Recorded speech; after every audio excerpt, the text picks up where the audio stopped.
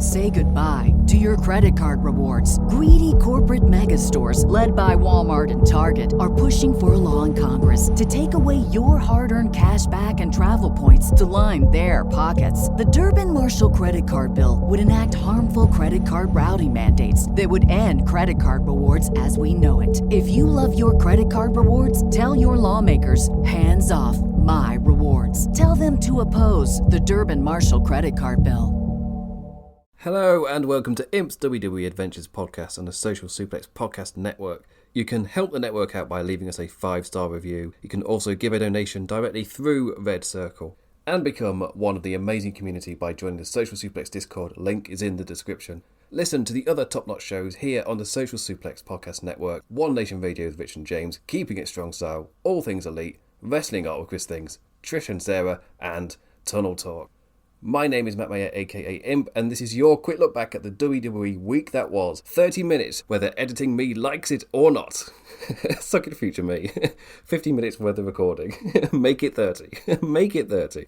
And it was a certainly interesting week. We got the aftermath of WrestleMania with things kicking into gear, taking us to the road to Paris. We got advancements on the arguments WWE and AEW, which are absolutely nothing. We got articles humanising Vince McMahon ahead of things going ahead with the trial, the sex trafficking. So, you got to humanise the potential sex trafficker. You got to do that. Anyway, and moving on from that, we are going to be talking about SmackDown and Monday Night Raw. A slightly different recording location, so hopefully it's absolutely fine. So with that, without further ado, we'll jump over to Detroit, Michigan to talk about the SmackDown after WrestleMania.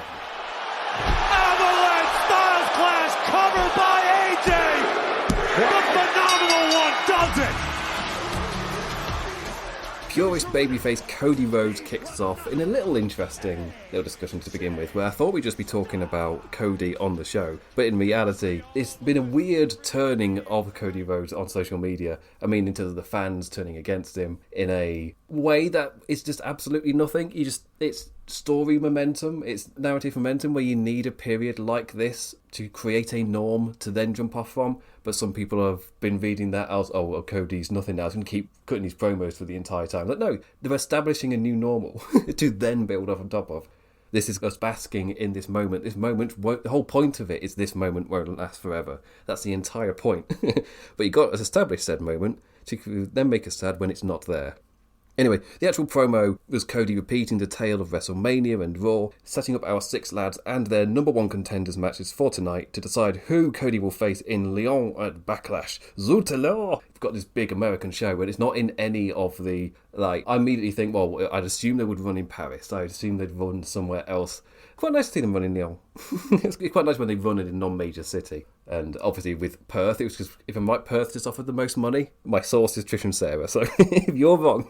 Anyway, first match was, for the number 1 contenders matches, was LA Knight versus Bobby Lashley versus Santos Escobar. I didn't think that much of the match. I've got notes on production. Like a great corner camera angle after the break. Santos's body masking Knight springing up onto the top rope instead of Lashley's returning. I thought that was really well done. Right when Knight had Escobar lined up, in clobbered the Phantasmo henchman, attacking Bobby too, brought out the Street Profits, faction schmoz, heating us up into the ending. Lashley's spear countered into the ring post by Escobar, only for his cocky taunting to be capitalised on with the BFT for the LA Knight victory. Not a lot to say here, but it does direct people into certain trajectories. Got LA Knight becoming a potential title guy. I don't know, did that count as an elevation? You got the hot run with Roman where he was never going to win, and this is him being heated up as a potential challenger. I guess establishes where he is in the lineup for SmackDown ahead of the draft, because that is obviously going to be shaking things up. Just in terms of where people are in the hierarchy of the different shows, things are about to be completely changed up anyway, so it's keeping momentum going. But also it sets up Bobby Lashley and Santos Escobar starting their feud as he jumps from one big faction feud into another. The main event, though, was Kevin Owens versus AJ Styles versus Rey Mysterio. And this was pretty damn great, dear listeners. Pretty damn good. Just letting these 3 go in the main event resulted in a lovely telly banger. Plenty of the third man coming in to suddenly change the offense spots, be it Ray springboarding to stop AJ, KO, German suplexing both lads, or Owens monkey flipping Ray into AJ, reverse into Arana, right into the 619 position. Just like, oh yeah, AJ Styles gets triple threats. Styles with the clash to Ray off Brett's rope onto a downed KO for the win. LA Knight versus AJ Styles in the number 1 contenders match for next week. Really, really enjoyed it. The first one, just not a lot to say about it, but established stuff. Whilst they just let the three lads go in the main event. Have fun, go at it. But LA Knight versus AJ Styles is set up with LA Knight then coming out at the end to go after him. There's the talk of AJ's contract potentially running out, so maybe puts out Cody on his way out, keeping LA Knight towards the top of echelon of the upper mid card, but it also has AJ Styles in a position to put Cody Rhodes over with his new shit theme. My God, Def Rebel. The fun is, I did see that apparently Def Rebel might be redoing some themes. It's just like, oh God, I know it's become a bit of a meme for the Def Rebel themes at the moment, where they'll just say either their name or something associated with the brand and then it kicks into it. It's like, oh God, it's so... I think generic is the word. I was going to say formulaic, but it's both formulaic and generic. Where they've not only was it already generic, but there's now a formula that you can pick out, so it's both.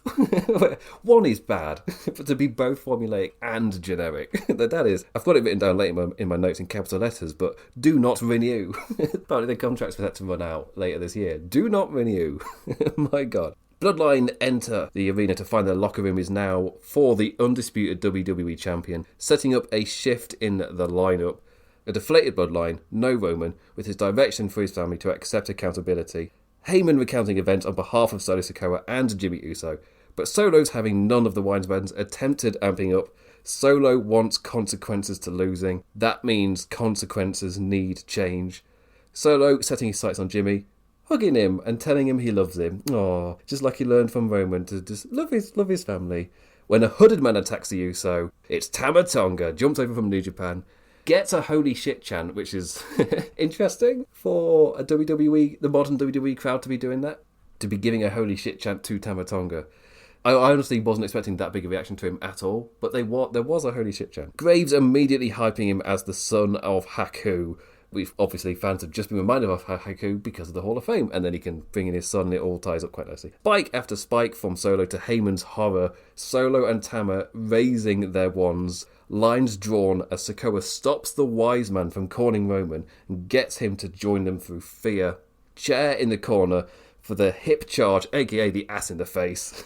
Absolutely grounding Jimmy. Later in the show, Tama tells Heyman by orders of the tribal chief, and Heyman once again doing that quivering in fear, but this time he has got no agency at all. He's got no agency in this, and that makes it just a nice different dynamic, which I think is kind of needed for the Bloodline.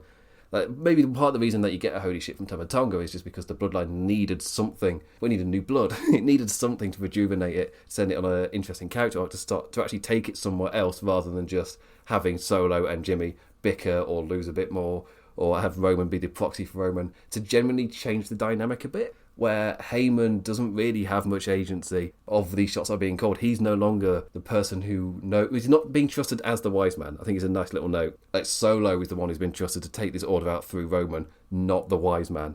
But also, Tama Tonga is not the same, because this is set up the interesting, because WWE through WrestleMania kind of made AEW the talking point, then AEW by showing the CM Punk stuff made WWE their talking point. So over the course of the last week, both shows have been talking about the other show.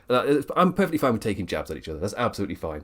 Believe in yourself, believe in your product, take jabs at the other one, that's all in good taste, is absolutely fine. Nothing wrong with that whatsoever. But my point being, getting Tama Tonga is not on the same level as missing out on Ospreay, Okada and Monet.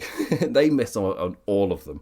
And again, for Triple H to say what he did knowing why, the actual reason why Ospreay didn't sign for WWE, as in why he particularly might not want to do the grueling WWE schedule and he could go somewhere else, make more money and do less dates.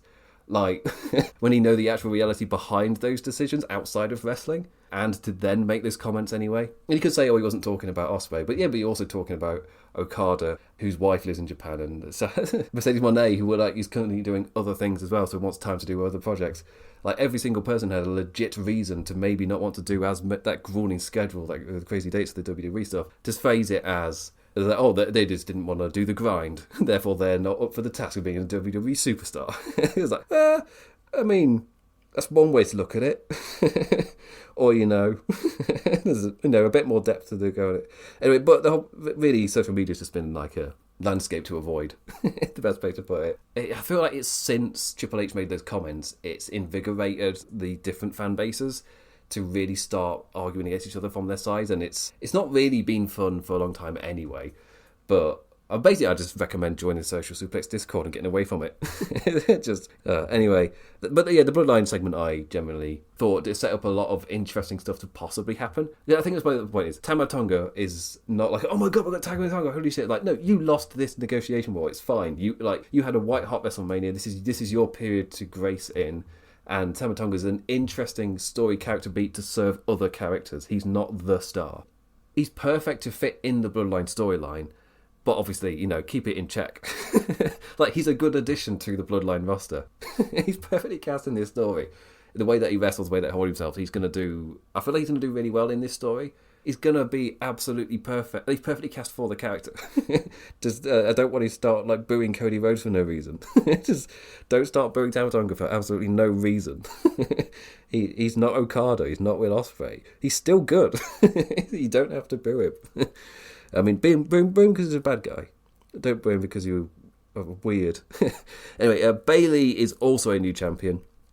A pure babyface champion promo soaking in the applause and thanking the fans when Tiffany Stratton is out to interrupt the champion, confused by Bayley issuing Naomi a challenge instead of openly giving Tiffy the time. Naomi out accepting to fight Stratton before the champion, which led us into straight Naomi versus Tiffany Stratton. A nice little bout getting Naomi her win back over the lass that beat her quick AF a little while back. Prettiest moonsault missed. Naomi bridging over into a roll-up for the win. It felt like this was going to be something that wasn't going to get a lot of time, but then the match between Naomi and Tiffany Stratton got more time than I was expecting. But that's because their first meeting got 3 minutes, and then Tiffany won so quickly that it felt like it was something that would knock Naomi down the card. Naomi was somewhat wisely shifted into being built for the Bianca and Jade position in the tag team match. But that doesn't mean that for this Bayley feud, she's not really got a lot of heat behind her because the focus wasn't on her for those matches. She got some decent character building stuff, but the character building stuff was there to elevate other people's characters like Bianca Belair. Belair was the real focus, but you needed to give Naomi some character for Bianca Belair to then bounce her character off when she was the main point. So by proxy, Naomi's got some character you can use.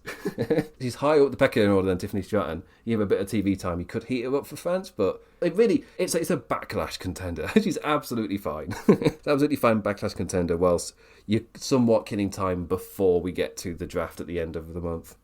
Some other quick notes I just had on SmackDown. Obviously loved Kevin Owens directly saying he wanted to do a walking promo through the back and out onto the stage. Very, very Kevin Owens, just to outwardly say, hey, but everyone's been doing the really cool shots where the camera followed them as they walk out. I want to do one of them. And then takes the microphone and just does it.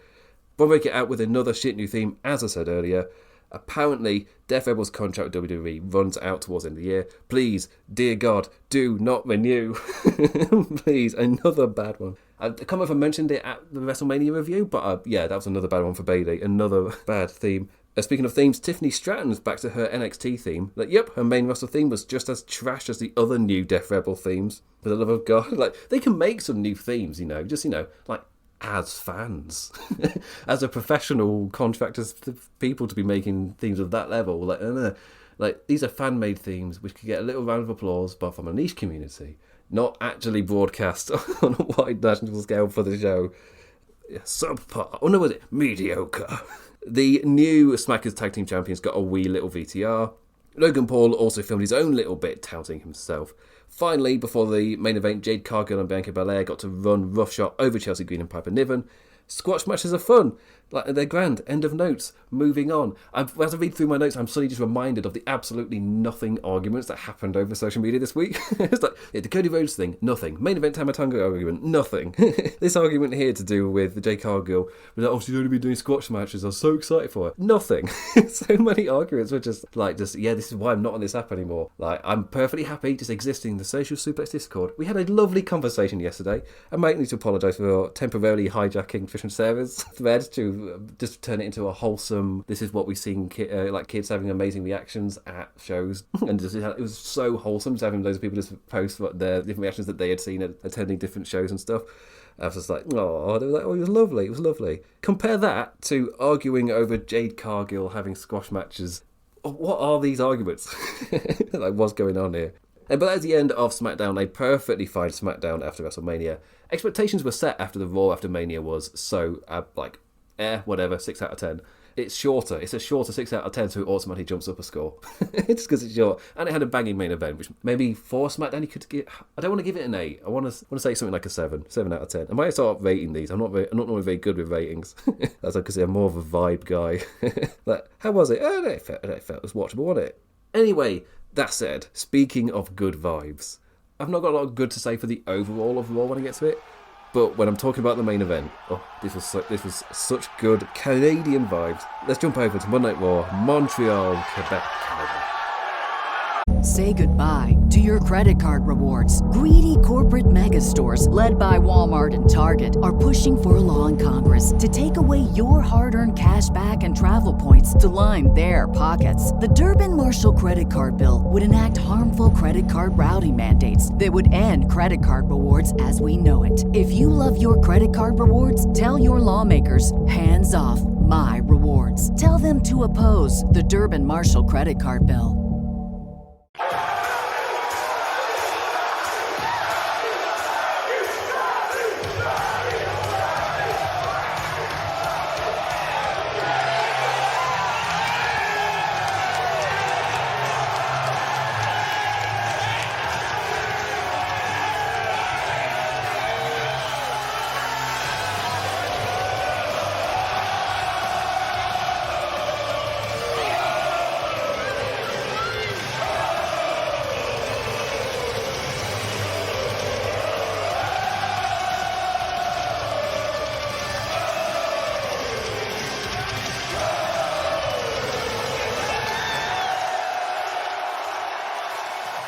We've got an all-timer entrance for Sami. The camera following Jey Uso out the arena after he escaped the Judgment Day through the crowd. Sami stood outside, looking at the sign of the building, reminiscing on his first time there as a fan, really solidifying and grounding him to the area. The camera follows the Canadian inside, him amping up, shouting, "Ole, ole, ole," whilst holding a bin and throwing it about, high-fiving through the fans and out into the arena. Turning as he looks around so we can see his face on the camera as he takes the Montreal reception in, then taking the Canadian flag to charge through the crowd. That's when it cuts. All one shot, him turning around looking as he could get the depth and the feeling of being there in the crowd with Sami. Or you can at least experience what Sami's experiencing vicariously. Then he takes the flag from somebody. That's when we cut and he's charging down the steps with the Canadian flag. It's a really good cut of momentum. This was cut really, really well. Even the stuff that Dunn did right and did quite well, he sometimes got the thing that he didn't know the reason why he would cut at that point for that reason. The thing he knew to do it, but didn't understand why. And I just get the vibe with this production.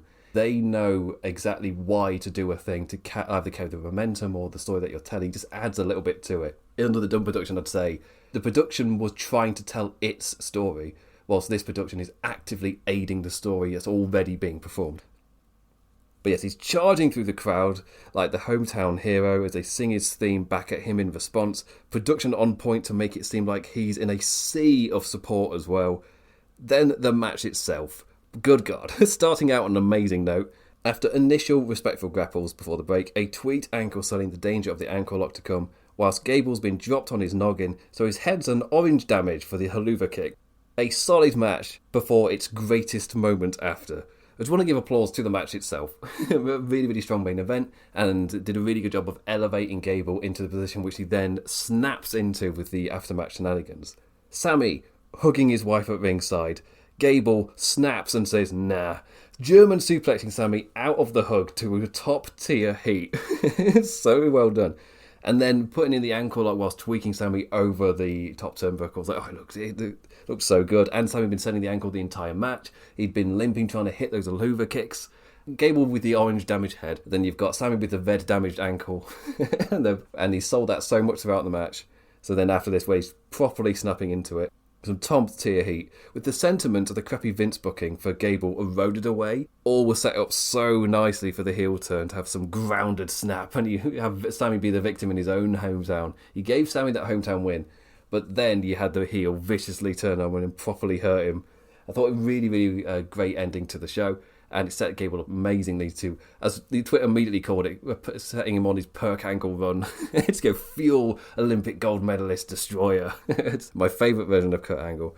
We'll see. It's taken time to get him somewhat away from the crappy Vince booking. He's still got the Alpha Academy shine on him, but the story with Walter helps ground the character quite a lot. And then just using that and reiterating all of those points on the road to WrestleMania. Once on build, just giving Gable all of that groundwork to then turn on. Rather than just mid-carder turns and you give him a push. Like, no. You do months of groundwork just to create that either support or make him feel like a grounded character. Can't applaud it enough. For the rest of the show, there's not really a lot to talk about, apart from the opening segment with Rhea Ripley, unfortunately. So Rhea Ripley, after 1 year, has had to vacate her women's world title, a sucky arm injury the night after WrestleMania, a pissed-off Ripley directing her rage at Liv Morgan, a smart directing of the heat to at least use the injury to give some fire over to Liv. Cole reminding us that Liv Morgan herself has returned from Ripley taking her out months ago. Apparently, it was just a freak accident. Don't know how clear it is on the footage, but Liv, when she pushes Rhea Ripley to the wall, just the way she hits the wall. Absolute freak accident. It's within that motion, something happens. And it's like, oh, that sucks, a freak injury. My go-to freak injury has just always been the Samoa Joe concussion, where filming an advert, he takes a table bump and gets a concussion from it, and then he's just gone for ages. It's like, oh, that just sucks. It's such bad luck. They have now got a vacant women's champion, and they said promoted towards the end of the show that they're going to be crowning a new women's world champion next week. So we'll see what happens there. In terms of like the Judgment Day and how this kind of played out, after the break, Judgment Day gave their love.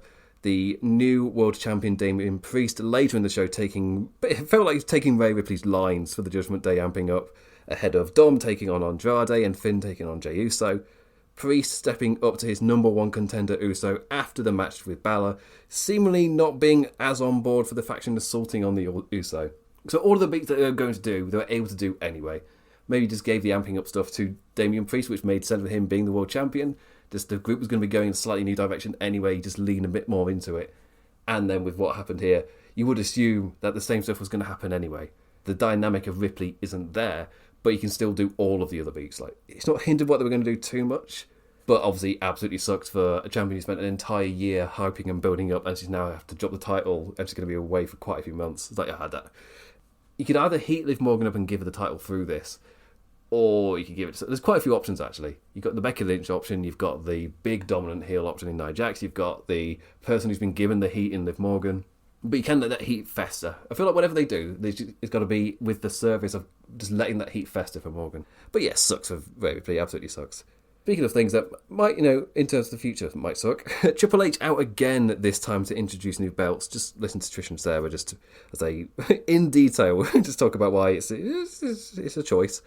More ushering out of Vince times as the Trips era gets more of its own fancy new belts. The new tag team championships for the Awesome Truth. Just like the other titles on Raw, getting rid of the silly, well, you've got the blue ones and we've got the red ones with the Roman gladiator shield heads. It's insane that design lasted as long as it did. That shit design, somehow. But these new tag team titles did fit the new name and design of the word titles for Raw, calling them the World Tag Team Championships. Truth, like you can't fool me, Tommaso Ciampa. All building up to getting the Canadian crowd to chant "Wee" for the title switch, which led us into the number one contender World Tag Team Championship, DIY versus New Day versus Creed Brothers. Fun little 3-team tag. DIY again booked to win as the capitalising smart team, as a little bit of consistency kicks in for them there. Kofi superplexed, but Woods flew in with the elbow, only for Ciampa and Gargano to charge in with the knees, snatching the win to become number one contenders for next week. Put that in line with a women's title match. Ciampa got Triple H chants. Everything R-Truth is doing is over with these crowds. This is what I mean by different crowds, different levels of evaluating the shows, where this kind of shit would not fly in AEW. In terms of what the fans go to the product for, they do silly stuff on AEW, but it's a different kind of silly. Whilst this brand of silliness is perfect for WWE and the kind of audience that they have. Well, I don't, fested sounds a bit negative, but positively created, I guess. Also, what helps is Vince isn't writing it anymore. So even though it's the same kind of character and the same, when I say kind of joke, it's the same. R-Truth is still the butt of the jokes in that same way, but meant to be laughing with Truth a lot more than you're meant to be laughing at him.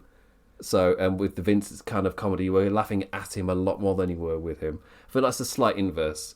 The character's the same, but the way that the segments are produced is the direction of the laughter is just a bit different. The way they're designed is to get the support behind Truth rather than to laugh at him as an idiot. Are you laughing with him? Because we're all idiots. Sheamus' return versus Ivar was the final thing. Back with his old lobster head theme. I just remembered about another argument that was nothing. This was a stupid week. Me, where I just have a little chuckle and a positive. I feel like I somewhat positively talk about WWE, even if I'm like critiquing it on a negative level. I'd always try and maintain some form of like chirpy tone when I'm doing it.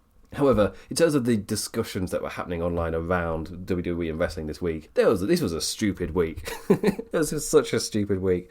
Because the other thing that was talked about was Sheamus, his return. And there was some mocking of his body when he returned. And immediately I'm just like, that's not what an unfit body looks like. just no. That's not what an unfit body looks like. For me to know that, I just need to look into the mirror. But then with Sheamus, like, yeah, he was absolutely ripped with an insane 8-pack, and he does have an absolutely incredible workout regime. That said, when you have neck surgery, but not just neck surgery, it's nerve surgery as well, you're going to be down for quite a period of time. Sheamus was like, yeah, they gave me a call like a month earlier than I was expecting, so this is the shape I'm in a month out of when I was meant to be returning. I was like, you know what? Yeah, fair dues. You had neck nerve surgery. There's absolutely no way he could get into the shape he was meant to be getting into whilst recovering from that surgery. And the fact he's in this shape already is pretty impressive. This match was two big boys as Ivar's trusted to give Shamu his returning big bruiser bashing. Springboard met with a knee, then a bro kick, now called the kneecap. Will I remember this? I don't like my chances. To set up a proper bro kick for the win. It was a return match. They give him a lot more time to let Ivar get some kickings in, but to really get across. To remind us of Sheamus' bruiser style. Other notes from Raw. Indy Hartwell finally starting to listen to her mentor and turning baddie with her against Ivy Nile and Maxine Dupree. Also, it may feel weird to put the undisputed WWE champion down here at the end of the show, but he's just continuing the post-WrestleMania feel-good tour as the other lads are built up, building that sentiment of the champion always being there. No need to turn him in Twitter. No need to turn him in. You weirdos. Stop being weird. That's all it's doing. Just laying that groundwork, creating a new normal to then springboard off and do something with. You got to establish it first before you then rush ahead and do something. That's all they're doing. They've told you what's going to be coming, whilst also just laying the groundwork. But that was Monday Night Raw and SmackDown. That's maybe not a bad way just to sum up what's been happening on Raw and SmackDown since WrestleMania. Just laying the groundwork for stuff to then springboard elsewhere. Like even the Sami Zayn versus Chad Gable match, which is easily the match of the week. To be fair, I did really enjoy the triple threat, but it wasn't given the time to elevate as Sami Chad Gable was. But with Sami Chad Gable, that was a hot match, but it was still laying down the groundwork for where we're going to be going over the course of this summer with the Chad Gable setup, with the Sami Zayn as the hero to be set in that manner. It's a lot of groundwork setting for where we're going to be going, rather than just going there immediately. Or, isn't it hot to be doing this? And when I watch AEW, I've just realised that we are just at very different periods. During WrestleMania times, AEW was still in that setting up period as they were getting towards Dynasty. But AEW Dynasty is this weekend. They're in that final week where, okay, the card's happening now. So you get a very, very different vibe when you watch two shows where one is starting to lay the groundwork for their long summer, whilst AEW is getting towards the end of theirs. They've got AEW Dynasty with some hot matches, but also they're closer to Double or Nothing than WWE are to SummerSlam. So in terms of yearly schedule momentum, AEW are about to hit a hot period as they close in towards Double or Nothing, whilst WWE will be in a building period. And I won't be surprised to see how sentiments start to change around the next month or so. It's going to be a swing back and forth. It's just in terms of like where you are momentum-wise in building get that hype going for the pay-per-view, because you want to be at your hottest right before the pay-per-view. And obviously WWE in building phase now, and AEW are about to hit their next period of really hyping up for Double or Nothing. Won't be massively surprised if AEW start getting a lot more positive talking stuff if the arguments on social media start to swing. But again, I'm not on social media anywhere near as much. So join the Social Supports Discord. I've plugged it too much in this episode. Anyway, with that done, this is a much shorter... This recording is like an hour shorter than my WrestleMania one from last week. So I hope you did enjoy the WrestleMania show from last week. It was like a 90-minute recording, like legit. I know it came out at 58 minutes. But going hard on it with the cut that. But yes, back to the normal 30 minutes banging them out of here. You got your WrestleMania special. I might do a special for like the bigger shows later on. Like maybe get a special for SummerSlam and for All In. Oh, I might do an All In one actually, because I'm English. I went last year. It'd be pretty cool just to watch it as a fan at home on TV this week, because I can't go this year. So I might slowly, over the course of the week, put together like a longer review. Anyway, with that said, there's no need to panic. And maybe, slow down the silly arguments, but that's not how social media works, especially since Musk took the cap off of the weirdos. Anyway, I'll be back this time next week. So with that, I say thank you for listening, liking, engaging in any form, any manner. Always appreciated, never take it for granted. I'll be back next week. Let's hope for a normal one. Let's see how it goes. Anyway, with that, I bid you adieu. Adios. Say goodbye to your credit card rewards. Greedy corporate mega stores, led by Walmart and Target, are pushing for a law in Congress to take away your hard-earned cash back and travel points to line their pockets. The Durbin-Marshall credit card bill would enact harmful credit card routing mandates that would end credit card rewards as we know it. If you love your credit card rewards, tell your lawmakers, hands off my rewards. Tell them to oppose the Durbin-Marshall credit card bill.